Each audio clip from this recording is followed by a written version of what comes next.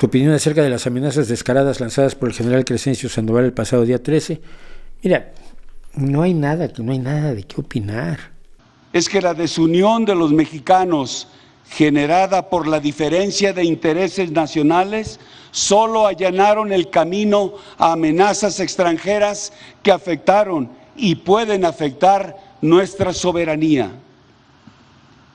Quienes integramos las instituciones tenemos el compromiso de velar por la unión nacional y debemos discernir de aquellos que con comentarios tendenciosos generados por sus intereses y ambiciones personales antes que los intereses nacionales pretenden apartar a las Fuerzas Armadas de la confianza y respeto que deposita la ciudadanía en las mujeres y hombres que tienen la delicada tarea de servir a su país. La patria requiere de una sociedad unida, en donde los sectores político, económico, social y militar que le integran actúen sumando esfuerzos y voluntades para coadyuvar hacia el objetivo común que es México. El ejército, tradicionalmente, en la Constitución que yo conocí, no tenía dentro de las fronteras de México más actividad que la de apoyo en casos de desastre a través del plan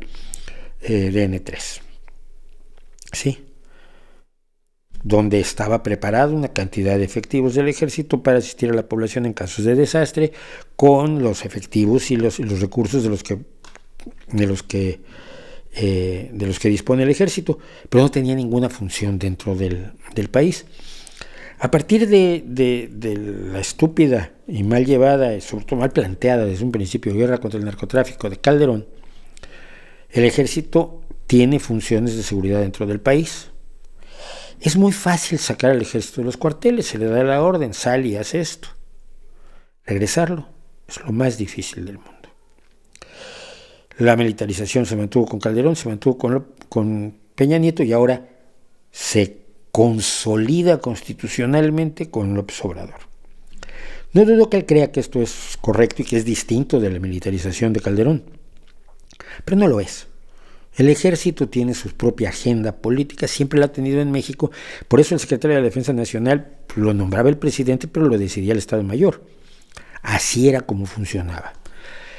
El ejército está fuera de los cuarteles. México está convertido en un cuartel. Claro, al convertir a México en un cuartel, el ejército ya no está fuera de los cuarteles, está dentro de un cuartel que empieza en el río Bravo y acaba en el río Suchiate, que empieza en el Pacífico y acaba en el Golfo de México y en el Caribe.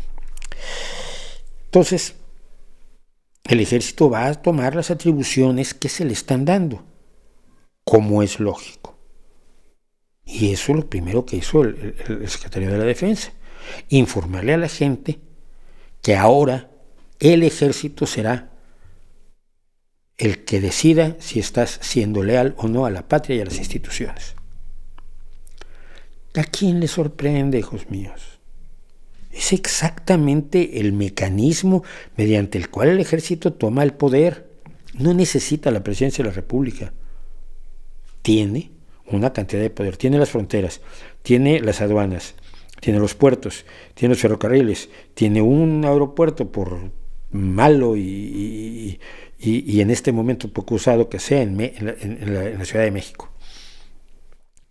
Tiene un presupuesto creciente y tiene una presencia creciente en el país, y al mismo tiempo tiene los acuerdos que se sabía que siempre se habían tenido con grupos armados, sobre todo de la delincuencia organizada. Pues sí, ¿qué esperaban? A mí lo que me molesta mucho es, por ejemplo, estaba yo viendo algunas cosas sobre militarización de México, y me encontraba yo con una manifestación que hizo el poeta Javier Sicilia en 2011, donde estuvieron presentes un montón de intelectuales que ahora están trabajando con López Obrador, y que ahora, mira, la Guardia Nacional va a salvar al país, el ejército es nuestra esperanza. Bueno, chico, ¿por qué no lo dijiste en 2011?